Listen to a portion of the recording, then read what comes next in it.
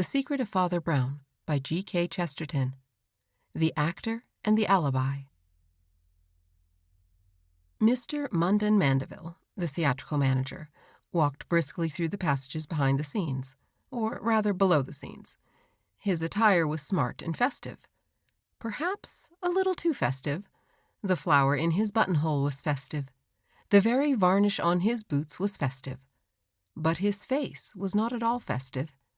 He was a big, bull-necked, black-browed man, and at the moment his brow was blacker than usual. He had, in any case, of course, the 100 botherations that besiege a man in such a position, and they ranged from large to small and from new to old. It annoyed him to pass through the passages where the old pantomime scenery was stacked, because he had successfully begun his career at that theater with very popular pantomimes, and had since been induced to gamble in more serious and classical drama, over which he had dropped a good deal of money. Hence, to see the sapphire gates of Bluebeard's Blue Palace, or portions of the enchanted grove of golden orange trees, leaning up against the wall to be festooned with cobwebs or nibbled by mice, did not give him that soothing sense of a return to simplicity which we all ought to have when given a glimpse of that wonderland of our childhood. Nor had he any time to drop a tear when he had dropped the money, or to dream of this paradise of Peter Pan, for he had been summoned hurriedly to settle a practical problem, not of the past, but of the moment. It was the sort of thing that does sometimes happen in that strange world behind the scenes, but it was big enough to be serious. Miss Moroni, the talented young actress of Italian parentage, who had undertaken to act an important part in the play that was to be rehearsed that afternoon and performed that evening, had abruptly and even violently refused at the last moment to do anything of the kind. He had not even seen the exasperating lady yet, and as she had locked herself up in her dressing-room and defied the world through the door, it seemed unlikely for the present that he would. Mr. Munden Mandeville was sufficiently British to explain it by murmuring that all foreigners were mad, but the thought of his good fortune in inhabiting the only sane island of the planet did not suffice to soothe him any more than the memory of the enchanted grove. All these things and many more were annoying, and yet a very intimate observer might have suspected that something was wrong with Mr. Mandeville that went beyond annoyance. If it be possible for a heavy and healthy man to look haggard, he looked haggard. His face was full, but his eye sockets were hollow. His mouth twitched, as if it were always trying to bite the black strip of mustache that was just too short to be bitten. He might have been a man who had begun to take drugs, but even on that assumption there was something that suggested that he had a reason for doing it, that the drug was not the cause of the tragedy, but the tragedy the cause of the drug.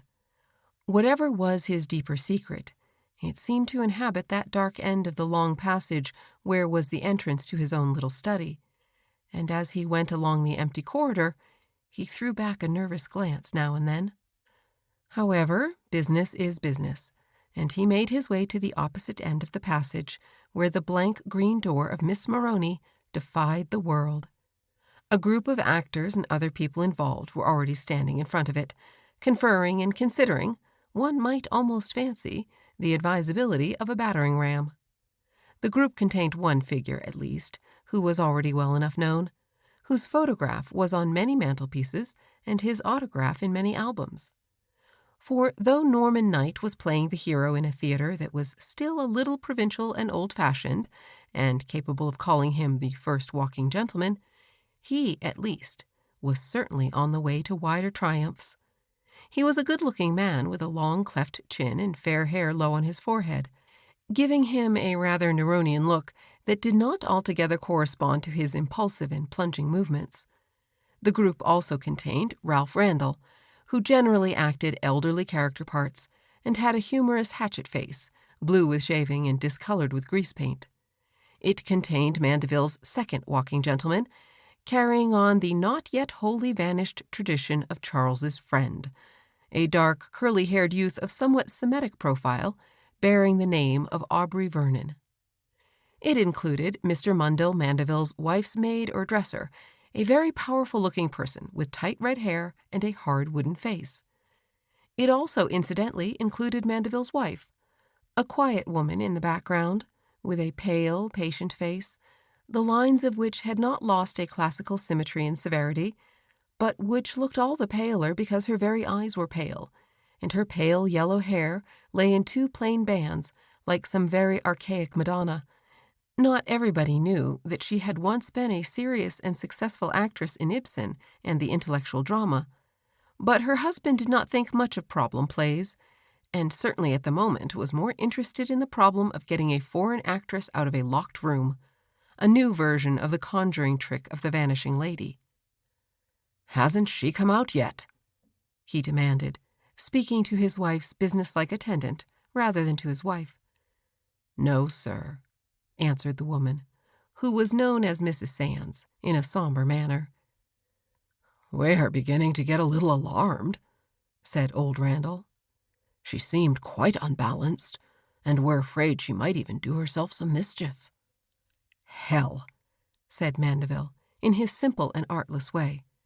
"Advertisement's very good, but we don't want that sort of advertisement. Hasn't she any friends here? Has nobody any influence with her?" "Jarvis thinks the only man who might manage her is her own priest round the corner," said Randall. "And in case she does start hanging herself on a hat peg, I really thought perhaps he'd better be here. Jarvis has gone to fetch him, and as a matter of fact, here he comes." Two more figures appeared in that subterranean passage under the stage. The first was Ashton Jarvis, a jolly fellow who generally acted villains, but who had surrendered that high vocation for the moment to the curly-headed youth with the nose. The other figure was short and square and clad all in black. It was Father Brown from the church round the corner. Father Brown seemed to take it quite naturally and even casually that he should be called in to consider the queer conduct of one of his flock, whether she was to be regarded as a black sheep or only as a lost lamb. But he did not seem to think much of the suggestion of suicide. "I suppose there was some reason for her flying off the handle like that," he said. "Does anybody know what it was?" "Dissatisfied with her part, I believe," said the older actor. "They always are," growled Mr. Munden Mandeville. "And I thought my wife would look after those arrangements."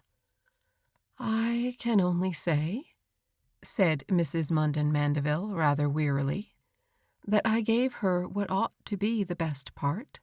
It's supposed to be what stage-struck young women want, isn't it?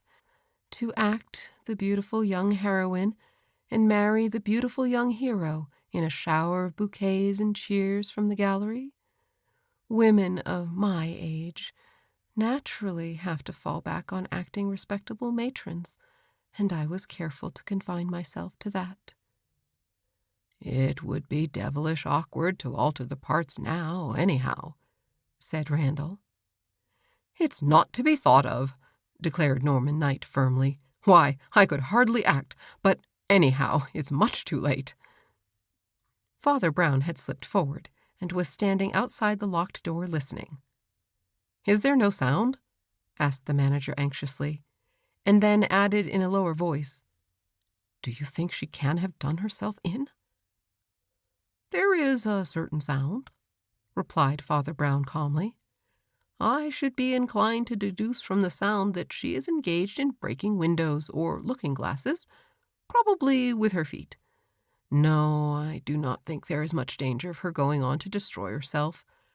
Breaking looking-glasses with your feet is a very unusual prelude to suicide. If she had been a German, gone away to think quietly about metaphysics and Weltschmerz, I should be all for breaking the door down. These Italians don't really die so easily, and are not liable to kill themselves in a rage. Somebody else, perhaps. Yes, possibly. It might be well to take ordinary precautions if she comes out with a leap." "So you're not in favor of forcing the door?" asked Mandeville. "Not if you want her to act in your play," replied Father Brown. "If you do that, she'll raise the roof and refuse to stay in the place. If you leave her alone, she'll probably come out from mere curiosity. If I were you, I should just leave somebody to guard the door, more or less, and trust to time for an hour or two." "In that case," said Mandeville, "we can only get on with rehearsing the scenes where she doesn't appear. My wife will arrange all that is necessary for scenery just now. After all, the fourth act is the main business. You had better get on with that." "Not a dress rehearsal?" said Mandeville's wife to the others. "Very well," said Knight. "Not a dress rehearsal, of course. I wish the dresses of the infernal period weren't so elaborate." "What is the play?" asked the priest, with a touch of curiosity. "The School for Scandal," said Mandeville. "It may be literature, but I want plays. My wife likes what she calls classical comedies, a long sight more classic than comic." At this moment, the old doorkeeper known as Sam, and the solitary inhabitant of the theater during off hours, came waddling up to the manager with a card, to say that Lady Miriam Marden wished to see him. He turned away, but Father Brown continued to blink steadily for a few seconds in the direction of the manager's wife, and saw that her wan face wore a faint smile, not altogether a cheerful smile. Father Brown moved off in company with the man who had brought him in, who happened indeed to be a friend and person of a similar persuasion, which is not uncommon among actors. As he moved off, however, he heard Mrs. Mandeville give quiet directions to Mrs. Sands that she should take up the post of watcher beside the closed door. "Mrs. Mandeville seems to be an intelligent woman," said the priest to his companion, "though she keeps so much in the background." "She was once a highly intellectual woman," said Jarvis sadly. "Rather washed out and wasted, some would say, by marrying a bounder like Mandeville. She has the very highest ideals of the drama, you know, but, of course, it isn't often she can get her lord and master to look at anything in that light. Do you know, he actually wanted a woman like that to act as a pantomime boy? Admitted that she was a fine actress, but said pantomimes paid better. That will give you about a measure of his psychological insight and sensibility. But she never complained. As she said to me once, 'Complaint always comes back in an echo from the ends of the world, but silence strengthens us.' If only she were married to somebody who understood her ideas, she might have been one of the great actresses of the age. Indeed, the highbrow critics still think a lot of her. As it is, she is married to that." And he pointed to where the big black bulk of Mandeville stood with his back to them, talking to the ladies who had summoned him forth into the vestibule. Lady Miriam was a very long and languid and elegant lady, handsome in a recent fashion largely modelled on Egyptian mummies, her dark hair cut low and square like a sort of helmet, and her lips very painted and prominent, and giving her a permanent expression of contempt. Her companion was a very vivacious lady with an ugly, attractive face, and hair powdered with gray. She was a Miss Teresa Talbot, and she talked a great deal, while her companion seemed too tired to talk at all. Only just as the two men passed, Lady Miriam summoned up the energy to say, "Plays are a bore, but I've never seen a rehearsal in ordinary clothes. Might be a bit funny. Somehow, nowadays, one can never find a thing one's never seen." "Now, Mr. Mandeville," said Miss Talbot, tapping him on the arm with animated persistence, "you simply must let us see that rehearsal. We can't come tonight, and we don't want to. We want to see all the funny people in the wrong clothes." "Of course I can give you a box if you wish it," said Mandeville hastily. "Perhaps your ladyship would come this way." And he led them off down another corridor. "I wonder," said Jarvis in a meditative manner, "whether even Mandeville prefers that sort of woman." "Well?" asked his clerical companion. "Have you any reason to suppose that Mandeville does prefer her?" Jarvis looked at him steadily for an instant before answering. "Mandeville is a mystery," he said gravely. "Oh, yes, I know that he looks about as commonplace a cat as ever walked down Piccadilly, but he really is a mystery for all that. There's something on his conscience. There's a shadow in his life. And I doubt whether it has anything more to do with a few fashionable flirtations than it has with his poor neglected wife. If it has, there's something more in them than meets the eye. As a matter of fact, I happen to know rather more about it than anyone else does, merely by accident. But even I can't make anything of what I know, except a mystery." He looked around him in the vestibule to see that they were alone, and then added, lowering his voice, "I don't mind telling you, because I know you're a tower of silence where secrets are concerned, but I had a curious shock the other day, and it has been repeated several times since. You know that Mandeville always works in that little room at the end of the passage, just under the stage. Well, twice over, I happened to pass by there when everyone thought he was alone, and what's more, when I myself happened to be able to account for all the women in the company and all the women likely to have to do with him, being absent or at their usual posts." "All the women?" remarked Father Brown inquiringly. "There was a woman with him," said Jarvis almost in a whisper. "There is some woman who is always visiting him, somebody that none of us knows. I don't even know how she comes there, since it isn't down the passage to the door. But I think I once saw a veiled or cloaked figure passing out into the twilight at the back of the theater, like a ghost. But she can't be a ghost, and I don't believe she's even an ordinary affair. I don't think it's love-making. I think it's blackmail." "What makes you think that?" asked the other. "Because," said Jarvis, his face turning from grave to grim, "I once heard sounds like a quarrel, and then the strange woman said in a metallic, menacing voice 4 words, 'I am your wife.'" "You think he's a bigamist," said Father Brown reflectively. "Well, bigamy and blackmail often go together, of course. But she may be bluffing as well as blackmailing. She may be mad. These theatrical people often have monomaniacs running after them. You may be right, but I shouldn't jump to conclusions.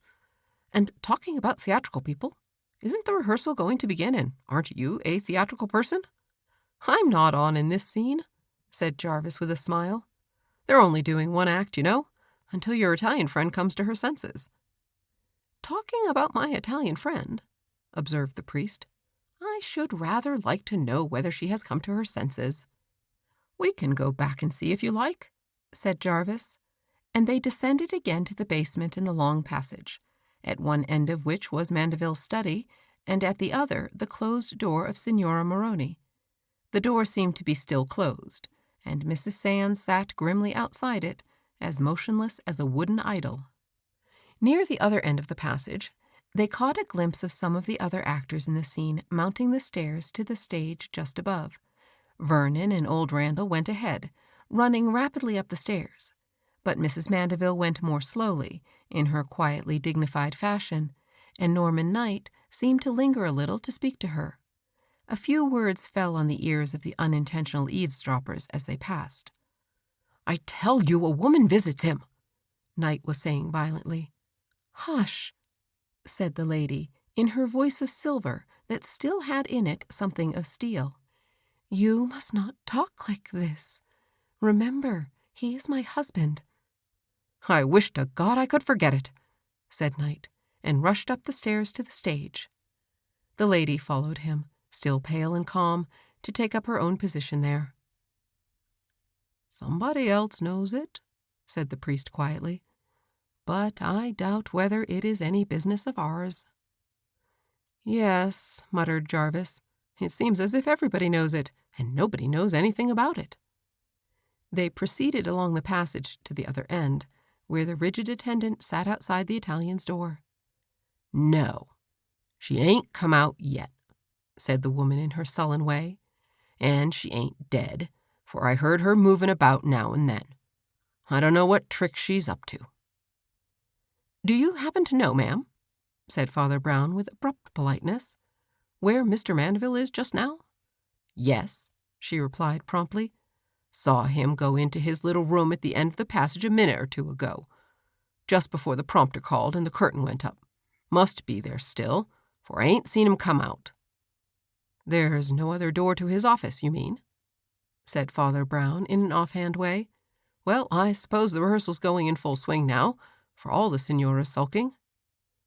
"Yes," said Jarvis after a moment's silence. "I can just hear the voices on the stage from here. Old Randall has a splendid carrying voice." They both remained for an instant in a listening attitude, so that the booming voice of the actor on the stage could indeed be heard rolling faintly down the stairs and along the passage. Before they had spoken again or resumed their normal poise, their ears were filled with another sound. It was a dull but heavy crash, and it came from behind the closed door of Mundell Mandeville's private room. Father Brown went racing along the passage like an arrow from the bow, and was struggling with the door handle before Jarvis had wakened with a start and begun to follow him. "The door is locked," said the priest, turning a face that was a little pale. "And I am all in favor of breaking down this door." "Do you mean," asked Jarvis with a rather ghastly look, "that the unknown visitor has got in here again? Do you think it's anything serious?" After a moment he added, "I may be able to push back the bolt. I know the fastening on these doors." He knelt down and pulled out a pocket knife with a long steel implement, manipulated it for a moment, and the door swung open on the manager's study. Almost the first thing they noticed was that there was no other door and even no window, but a great electric lamp stood on the table. But it was not quite the first thing that they noticed, for even before that, they had seen that Mandeville was lying flat on his face in the middle of the room, and the blood was crawling out from under his fallen face like a pattern of scarlet snakes that glittered evilly in that unnatural subterranean light. They did not know how long they had been staring at each other when Jarvis said, like one letting loose something that he had held back with his breath, "If the stranger got in somehow, she has gone somehow." "Perhaps we think too much about the stranger," said Father Brown. "There are so many strange things in this strange theater that you rather tend to forget some of them." "Why, which things do you mean?" asked his friend quickly. "There are many," said the priest. "There is the other locked door, for instance." "But the other door is locked," cried Jarvis, staring. "But you forgot it all the same," said Father Brown. A few moments afterwards he said thoughtfully, "That Mrs. Sands is a grumpy and gloomy sort of card." "Do you mean," asked the other in a lowered voice, "that she's lying and the Italian did come out?" "No," said the priest calmly. "I think I meant it more or less as a detached study of character." "You can't mean," cried the actor, "that Mrs. Sands did it herself?" "I didn't mean a study of her character," said Father Brown.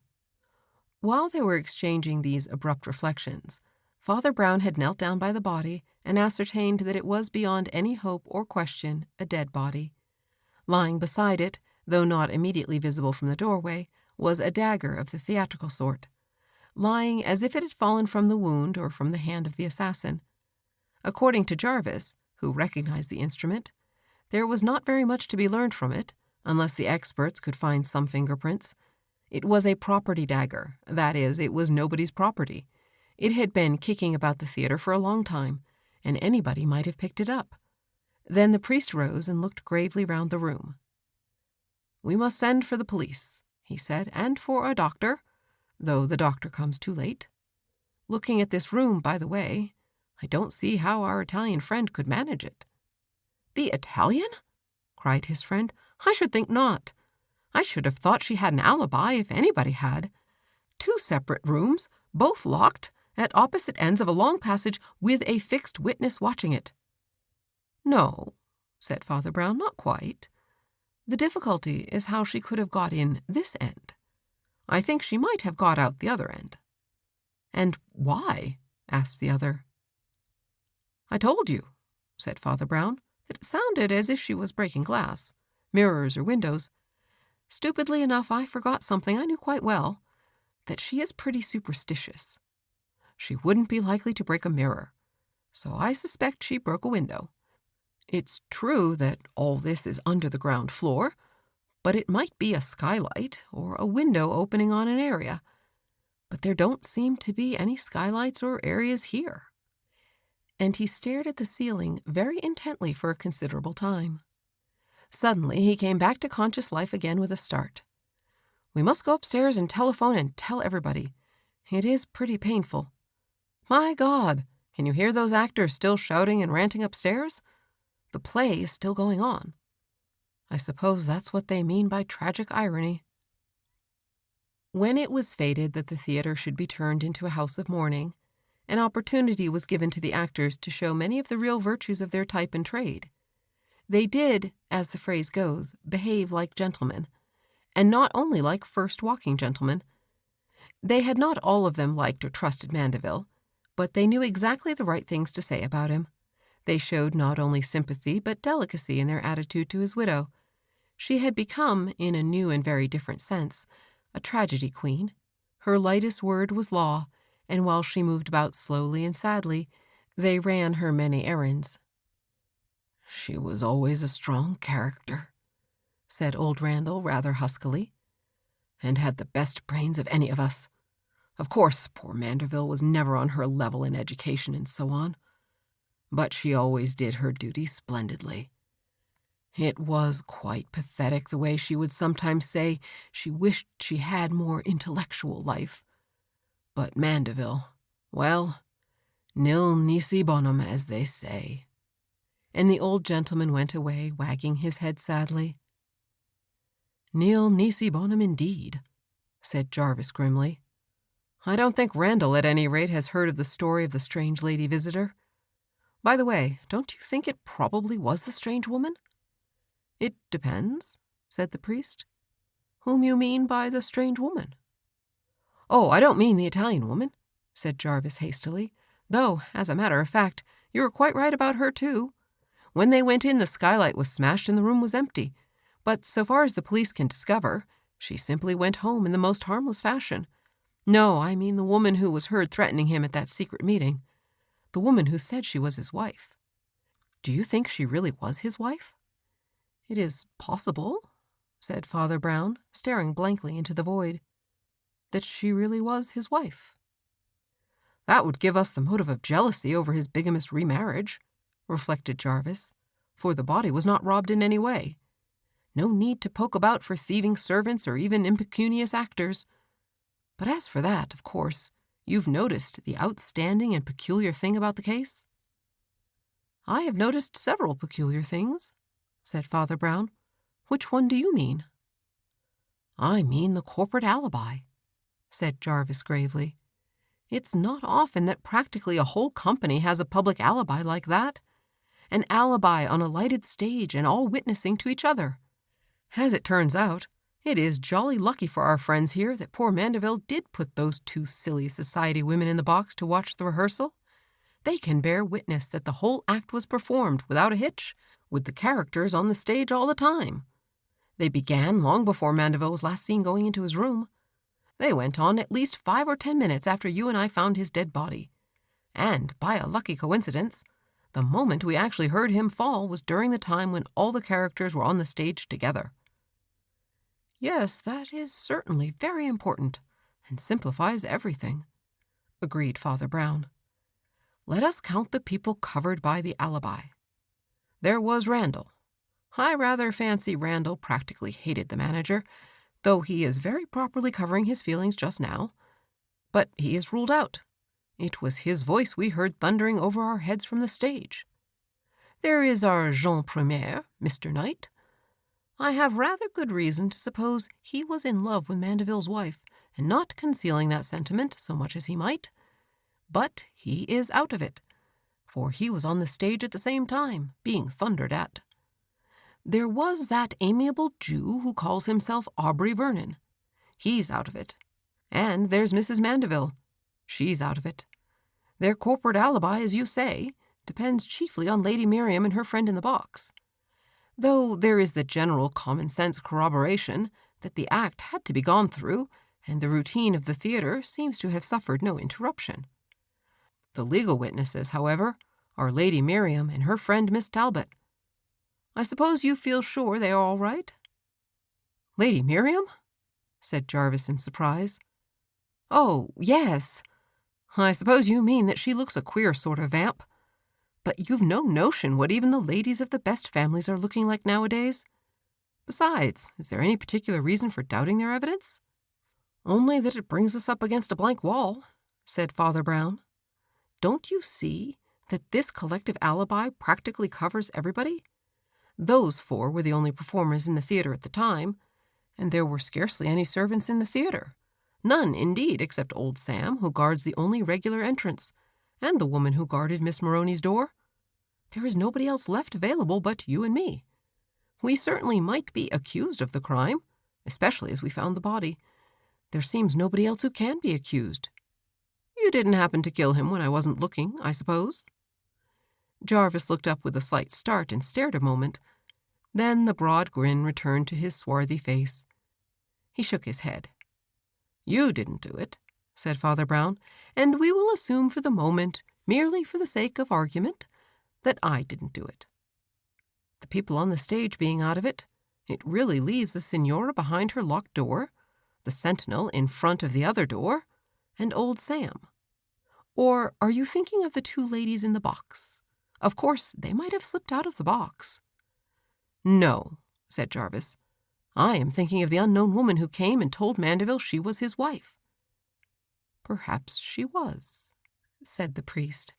And this time there was a note in his steady voice that made his companion start to his feet once more and lean across the table. "We said," he observed in a low, eager voice, "that this first wife might have been jealous of the other wife." "No," said Father Brown. "She might have been jealous of the Italian girl, perhaps, or of Lady Miriam Marden, but she was not jealous of the other wife." "And why not?" "Because there was no other wife," said Father Brown. "So far from being a bigamist, Mr. Mandeville seems to me to have been a highly monogamous person. His wife was almost too much with him, so much with him that you all charitably suppose that she must be somebody else. But I don't see how she could have been with him when he was killed, for we agreed that she was acting all the time in front of the footlights. Acting an important part, too." "Do you really mean," cried Jarvis, "that the strange woman who haunted him like a ghost was only the Mrs. Mandeville we know?" But he received no answer, for Father Brown was staring into vacancy with a blank expression almost like an idiot's. He always did look most idiotic at the instant when he was most intelligent. The next moment he scrambled to his feet, looking very harassed and distressed. "This is awful," he said. "I'm not sure it isn't the worst business I ever had, but I've got to go through with it. Would you go and ask Mrs. Mandeville if I may speak to her in private?"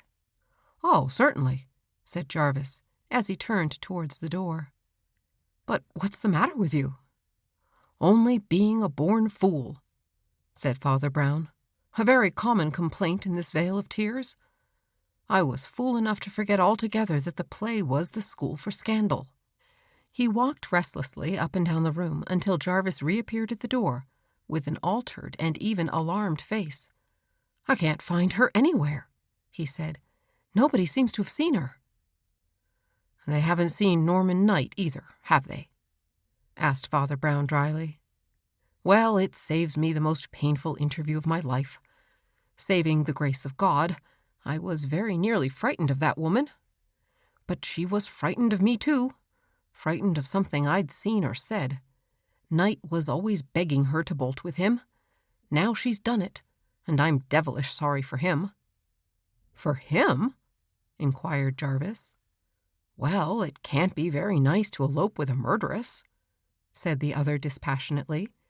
"But, as a matter of fact, she was something very much worse than a murderess." "And what is that?" "An egoist," said Father Brown. "She was the sort of person who had looked in the mirror before looking out of the window, and it is the worst calamity of mortal life. The looking-glass was unlucky for her, all right, but rather because it wasn't broken." "I can't understand what all this means," said Jarvis. "Everybody regarded her as a person of the most exalted ideals, almost moving on a higher spiritual plane than the rest of us." "She regarded herself in that light," said the other, "and she knew how to hypnotize everybody else into it.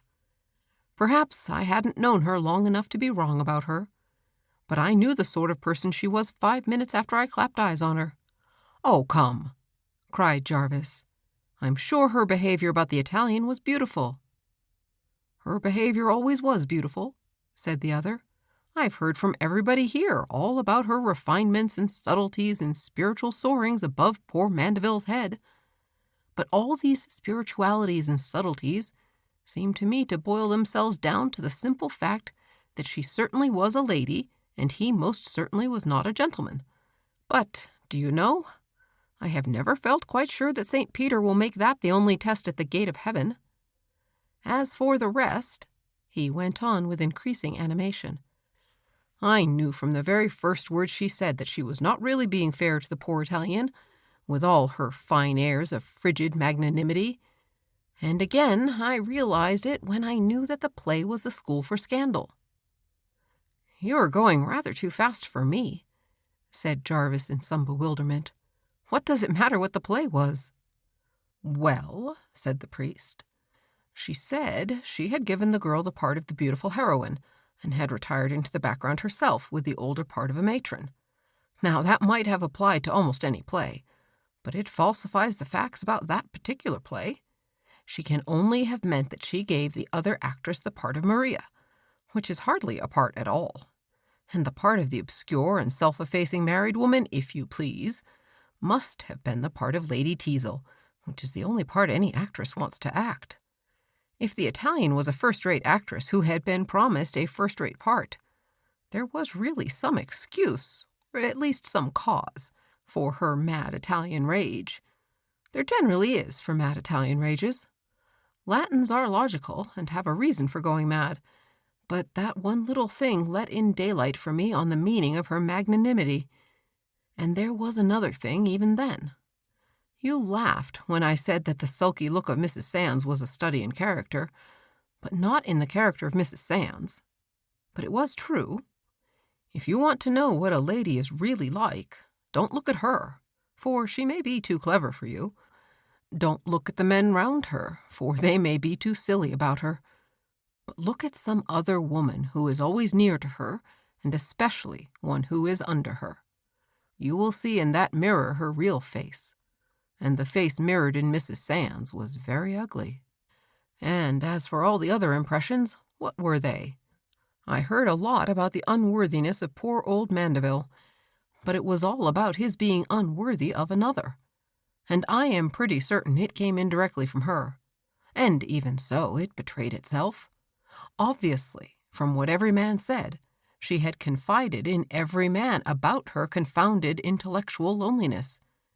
You yourself said she never complained, and then quoted her about how her uncomplaining silence strengthened her soul.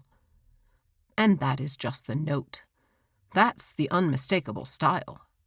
People who complain are just jolly human Christian nuisances. I don't mind them. But people who complain that they never complain are the devil. They are really the devil. Isn't that swagger of stoicism the whole point of the Byronic cult of Satan? I heard all this, but for the life of me, I couldn't hear of anything tangible she had to complain of. Nobody pretended that her husband drank or beat her, or left her without money, or even was unfaithful, until the rumor about the secret meetings, which were simply her own melodramatic habit of pestering him with curtain lectures in his own business office. And when one looked at the facts, apart from the atmospheric impression of martyrdom she contrived to spread, the facts were really quite the other way. Mandeville left off making money on pantomimes to please her. He started losing money on classical drama to please her. She arranged the scenery and furniture as she liked. She wanted Sheridan's play, and she had it. She wanted the part of Lady Teazle, and she had it. She wanted a rehearsal without costume at that particular hour, and she had it. It may be worth remarking on the curious fact that she wanted that. "But what is the use of all this tirade?" asked the actor, who had hardly ever heard his clerical friend make so long a speech before. "We seem to have got a long way from the murder and all this psychological business. She may have eloped with Knight. She may have bamboozled Randall. She may have bamboozled me. But she can't have murdered her husband, for everyone agrees she was on the stage through the whole scene. She may be wicked, but she isn't a witch." "Well, I wouldn't be so sure," said Father Brown with a smile. "But she didn't need to use any witchcraft in this case. I know now that she did it, and very simply indeed." "Why are you so sure of that?" asked Jarvis, looking at him in a puzzled way. "Because the play was the School for Scandal," replied Father Brown, "and that particular act of the School for Scandal, I should like to remind you, as I said just now, that she always arranged the furniture how she liked. I should also like to remind you that this stage was built and used for pantomimes. It would naturally have trapdoors and trick exits of that sort. And when you say that witnesses could attest to having seen all the performers on the stage, I should like to remind you that in the principal scene of the School for Scandal, one of the principal performers remains for a considerable time on the stage, but is not seen. She is technically on, but she might practically be very much off. That is the screen of Lady Teazle and the alibi of Mrs. Mandeville." There was a silence, and then the actor said, "You think she slipped through a trapdoor behind a screen down to the floor below, where the manager's room was? She certainly slipped away in some fashion, and that is the most probable fashion," said the other. "I think it all the more probable because she took the opportunity of an undress rehearsal, and even, indeed, arranged for one. It is a guess, but I fancy if it had been a dress rehearsal, it might have been more difficult to get through a trapdoor in the hoops of the 18th century.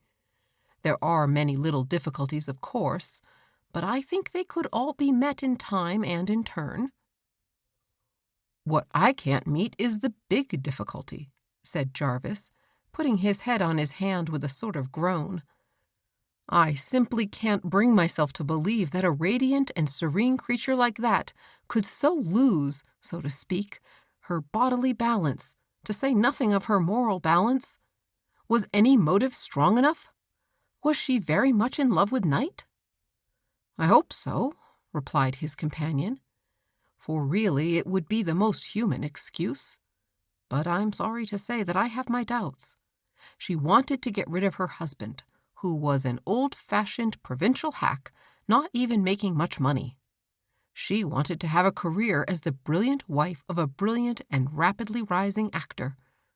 But she didn't want in that sense to act in the School for Scandal. She wouldn't have run away with a man except in the last resort. It wasn't a human passion with her, but a sort of hellish respectability.